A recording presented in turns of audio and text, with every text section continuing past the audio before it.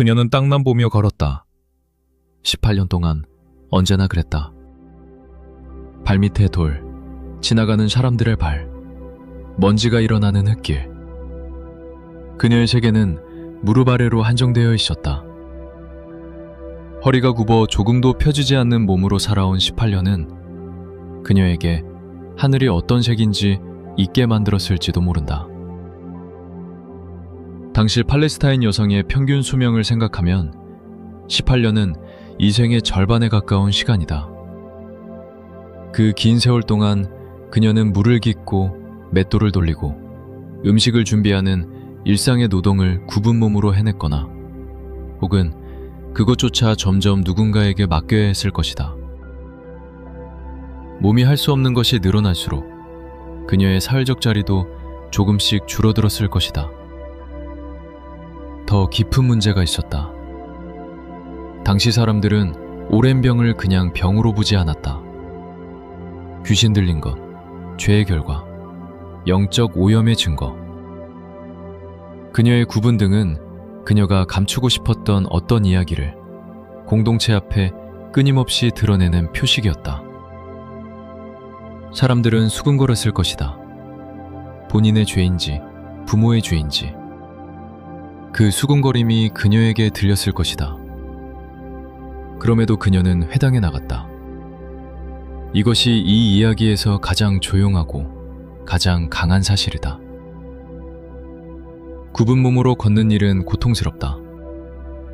사람들의 시선을 받는 일은 더 고통스럽다.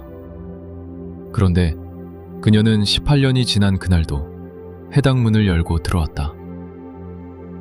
치유를 기대해서였는지 그저 습관처럼 혹은 하나님을 향한 무언가를 아직 놓지 못해서였는지는 알 수 없다. 다만 그녀는 거기 있었다. 18년을 버텨온 사람은 안다. 기배가 죽은 자리에서도 몸은 계속 움직인다는 것을. 그리고 그 움직임이 때로는 신앙의 가장 진실한 형태라는 것을. 예수님은 그날 회당에서 가르치고 있었다. 그가 그녀를 보았다. 성경은 그녀가 예수님께 다가갔다고 쓰지 않는다. 그녀가 고쳐달라고 청했다고도 쓰지 않는다. 예수님이 먼저 보았고, 먼저 불렀고, 먼저 손을 얹었다. 이미 기대를 내려놓은 사람에게는 먼저 다가가는 쪽이 와야 한다. 예수님은 그것을 알고 있었다. 그 순간이 지나고 그녀는 허리를 폈다. 18년 만에 처음으로 지평선보다 높은 곳을 볼 수 있었다. 사람들의 얼굴이 보였다. 빛이 들어오는 창문이 보였다. 그리고 그녀는 소리를 냈다. 하나님께 영광을 돌렸다고 성경은 쓴다. 그것이 어떤 소리였을지, 우는 것이었는지 웃는 것이었는지, 아니면 그 두 가지가 동시에 터져나오는 것이었는지는 쓰여있지 않다. 그러나 회당장이 분노했다.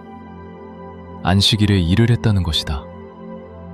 그의 눈에 이 장면은 기적이 아니라 규정 위반이었다.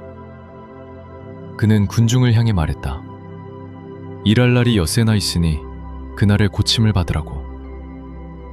그 말은 겉으로는 율법을 지키는 말이었지만 실제로는 이 여인의 치유가 그 자리에서 일어나지 말았어야 했다는 말이었다. 여기서 한 가지를 주목할 필요가 있다. 그는 여인에게 말하지 않았다. 성경은 그가 무리를 향해 말했다고 기록한다. 치유가 일어난 바로 그 자리에서 그는 여인을 직접 보지 않았다. 그녀의 눈물도, 그녀의 소리도, 그녀가 처음으로 사람들의 얼굴을 보던 그 표정도, 그의 시선이 닿은 것은 그것들이 아니었다. 그가 본 것은 안식일이라는 날짜였고 치유라는 행위의 분류였다. 그는 사건을 보았지만 사람을 보지 못했다. 그를 단순히 완고한 인물로 읽는 것은 이 장면을 너무 쉽게 지나치는 일이다. 그리스어로 아르키소나고고스, 즉 회당장은 그 공동체의 실질적 중심이었다. 안식일 예배를 주관하고 토라 낭독자를 지정하고 누가 가르칠 수 있는지를 결정하는 사람. 그날 회당에서 일어나는 모든 일의 주관자가 그였다. 그런데 그가 허락하지 않은 일이 그의 공간에서, 그의 순서 밖에서 일어났다. 분노의 밑에는 배제된 권위가 있었을 것이다.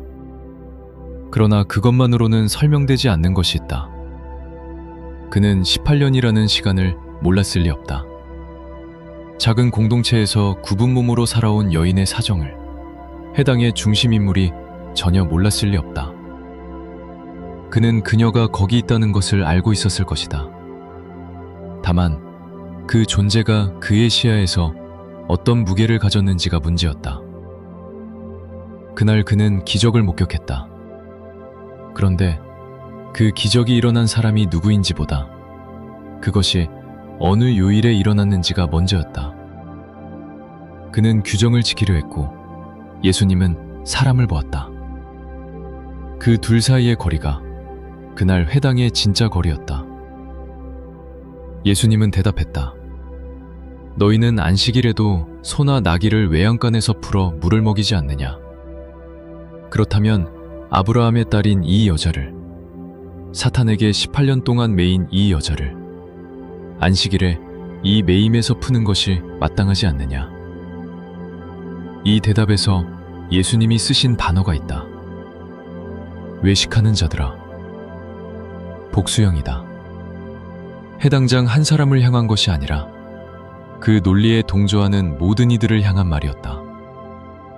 그리고 그 논리의 핵심은 이것이었다. 옳은 것을 행하되 옳은 것을 행하는 사람은 보지 않는 것. 아브라함의 딸. 그 호칭이 결정적이었다. 병든 자도, 귀신 들린 자도, 쓸모없는 자도 아니라 언약의 사람, 하나님의 약속을 함께 받은 사람. 예수님은 그녀의 정체성을 선언했다. 아무도 그녀에게 붙여주지 않았던 이름을. 그리고 성경은 이 장면의 끝을 이렇게 기록한다. 모든 반대하는 자들은 부끄러워했다고, 회개했다고 쓰지 않는다. 변화했다고도 쓰지 않는다. 다만 부끄러워했다. 그것이 성경이 회당장에 대해 마지막으로 쓰는 말이다. 그는 이름도 없이 등장해서 분노하고 논박당하고 부끄러워하며 사라진다. 논쟁이 끝났다. 반대자들은 부끄러워했고 무리는 기뻐했다. 그리고 예수님은 말씀을 이어가셨다. 논쟁에 대한 해설이나 설명이 아니었다. 그는 이야기를 했다. 하나님 나라는 겨자씨 한 알과 같다고 했다. 겨자씨. 당시 사람들에게 그것은 측정 가능한 가장 작은 단위였다. 탈무드는 어떤 것이 아주 작다고 말하고 싶을 때 겨자씨에 비유했다. 그리고 그 겨자씨는 아름다운 나무가 아니었다. 밭에 한 번 들어오면 뽑아낼 수 없는 잡초였다. 정결한 것과 부정한 것, 허용된 것과 그렇지 않은 것을 구별하는 것이 거룩함이라고 믿었던 세계에서 겨자는 경계를 무너뜨리는 식물이었다. 그런데 예수님은 그 잡초가 자라 나무가 되고 공중의 새들이 그 가지에 깃든다고 했다. 구약에서 새는 종종 이방 민족을 상징한다. 정결한 이스라엘 공동체가 배제하려 했던 존재들이 그 잡초 같은 나무의 가지에 둥지를 튼다. 회당장이 지키려 했던 경계 안에는 그녀가 없었지만 겨자나무 아래에는 그녀의 자리가 있었다. 그리고 또 하나의 이야기. 하나님 나라는 누룩과 같다고 했다. 한 여자가 가로서 말 속에 넣어두었더니 전부 부풀었다는 것이다. 누룩. 6월절이 되면 집안에서 완전히 제거해야 하는 것. 예수님 자신도 바리새인의 누룩을 경계하라고 가르쳤던 바로 그것. 부정하고 오염된 것의 상징. 그런데 예수님은 그것이 하나님 나라와 같다고 한다. 청중은 귀를 의심했을 것이다.